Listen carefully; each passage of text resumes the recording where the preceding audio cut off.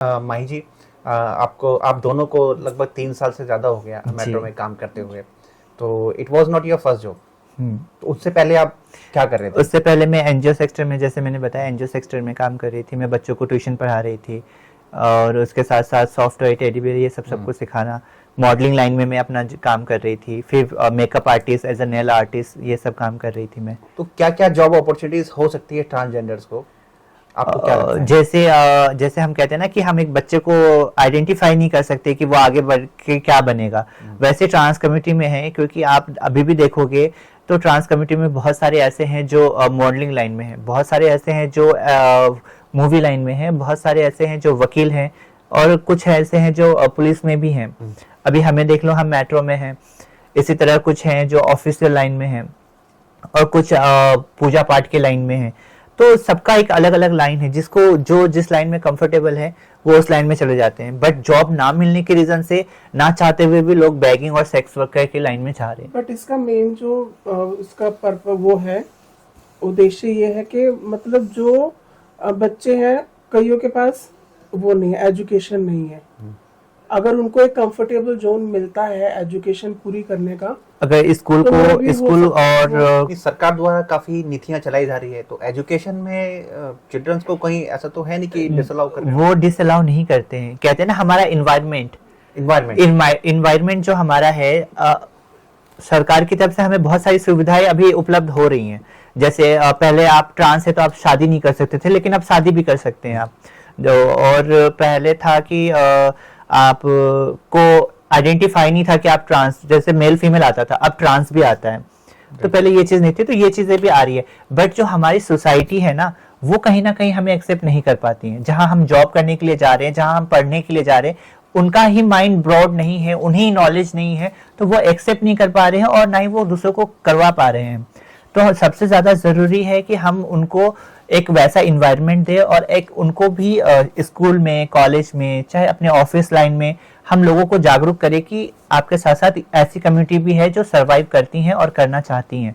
तो वो कहते हैं कि हमें उनको भी एजुकेशन देना बहुत ज़रूरी है कि ट्रांस कम्युनिटी है जो पढ़ना चाहती है, तो स्कूल में भी हमें वो माहौल रखना पड़ेगा, लोगों को बताना पड़ेगा। तो सिचुएशन इम्प्रूव हो रही है। जी। ठीक है। तो माही जी, आपको पता होगा वर्ष 2014 में नालसा की एक जजमेंट आई थी। जी। उस जजमेंट के तहत ट्रांसजेंडर्स कम्युनिटी को थर्ड जेंडर का तजुर्बा दिया गया था। जी। सो 2014 में जजमेंट आई थी, तो आपको नहीं लगता बहुत देर हो गई? कहते हैं कि देर आए दुरुस्त आए, तो मैं नहीं कहूँगी कि देर हो गई है, क्योंकि ये सिर्फ हमारी लड़ाई नहीं, हमसे पहले भी बहुत सारे लोग इस लड़ाई को लड़ रहे थे।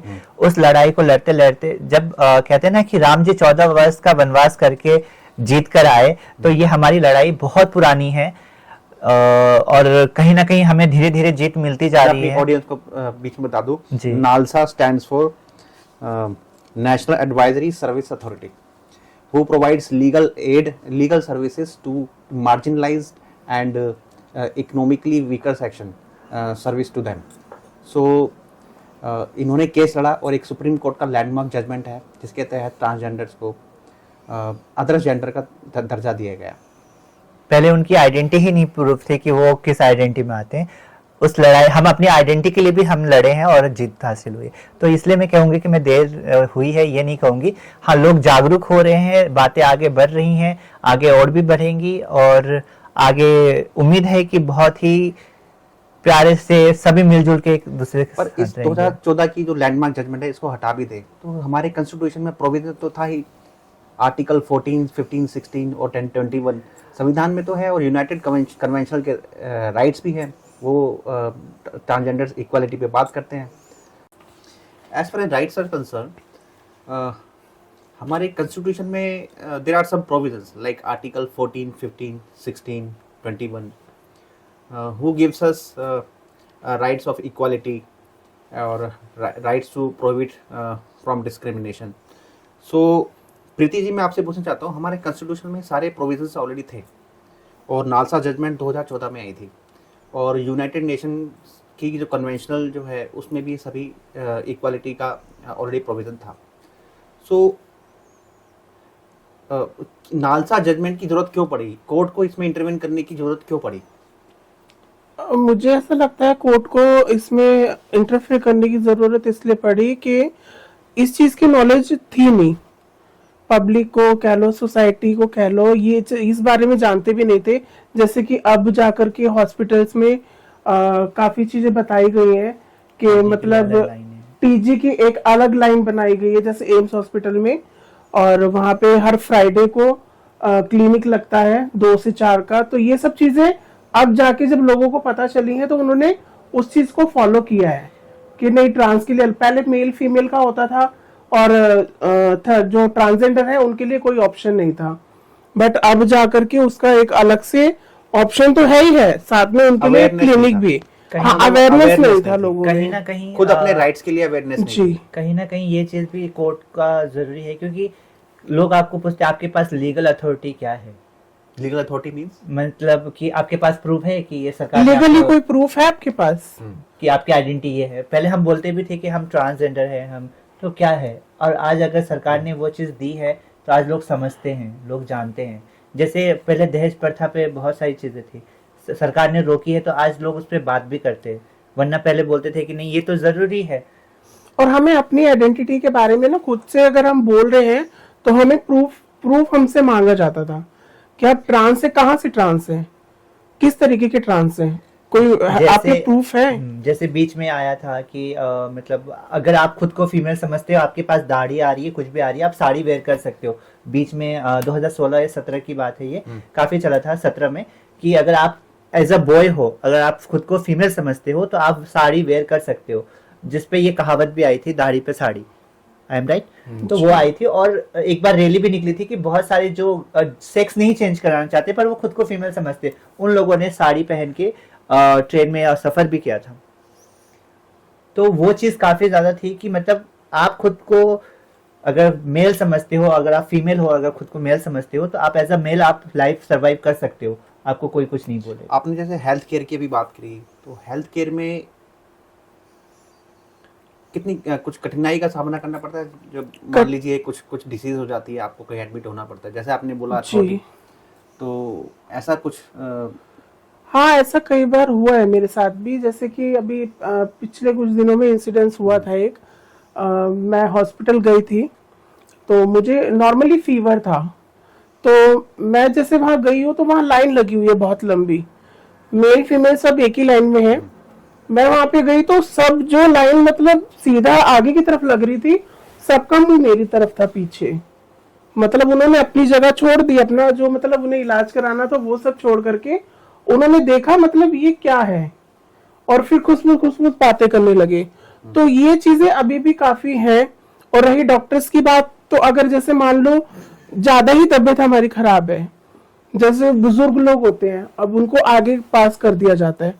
अगर इंसान हमारा जैसे कोई ट्रांस है, अगर वो खड़ी है वहां पे उसको अगर ज्यादा से ज्यादा उसकी तबीयत बिल्कुल ही हालत डाउन है तो उसकी हेल्प करने के लिए कोई आगे नहीं बढ़ेगा।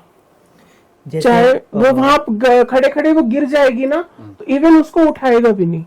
पहले जैसे और अभी जैसे आप बोल रहे हैं कोर्ट का इन्वॉल्व होना क्यों जरूरी था, क्योंकि पहले हम हॉस्पिटल भी जाते थे ट्रांस कम्युनिटी को लेके, तो वो ऐसे बोलते थे बाकी सबके होने के बाद हम आपको देखेंगे, चाहे आप कितना भी फीवर में हो, आपको प्रेफरेंस नहीं मिलता था आपको, हाँ बिल्कुल भी नहीं मिलता था, और डॉक्टर भी आपको वैल्यू नहीं करते थे, आप हो लाइन में हो इग्नोर एकदम, मतलब आपको सबसे लास्ट में देखा जाएगा, मतलब वैल्यू नहीं है।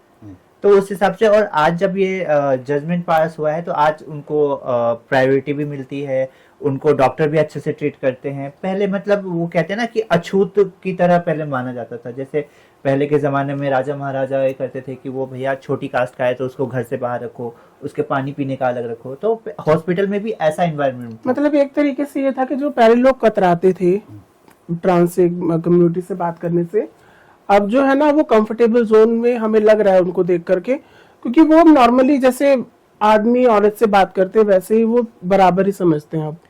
लेकिन अभी भी काफी चीजें हैं, पर एक पॉजिटिव चेंज की शुरुआत हो चुकी है। जी बिल्कुल, बट अभी भी काफी ऐसी चीजें हैं जो मतलब लोगों के माइंड को फ्रेश करने की अभी भी जरूरत है, क्योंकि अभी भी काफी जगहों पर ऐसा माइंड है सेटअप कि यार ये क्या है, इसका कुछ पता नहीं है, कभी ये साड़ी पहन के घूम रहा है, कभी मतलब रोडों पे ऐसे मेकअप करके घूम रहा है ऑफिस में भी सुनने को आता है ऑफिस में भी जी बिल्कुल ट्रांसजेंडर्स ट्रांस के लिए कंफ्यूजन हो जाती है, मतलब मेल में जाते हैं तो ये क्या है, फीमेल में क्यों जा रहे हो, मतलब ये ट्रांस बच्चा अगर कोई है तो वो कहाँ जाए। ट्रांसजेंडर के लिए सेपरेट टॉयलेट अभी इस तरह का ऐसा कुछ नहीं है जी। जी। तो आज हमने कई सोशल इशू और इकोनॉमिक इश्यूज पे बात छेड़ी।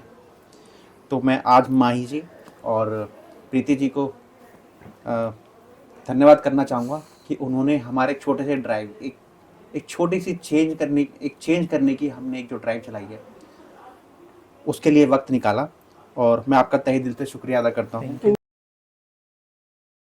नित्य जीवन के संघर्षों से जब टूट चुका हो किसी का अंतर्मन, तब सुख के समंदर का रह जाता कोई अर्थ नहीं। उम्मीद करते हैं समाज में परिवर्तन की ये आंधी सभी के लिए एक समान हक और सुख सुनिश्चित करेगी। साथ जुड़ने का धन्यवाद, शुक्रिया, नमस्कार।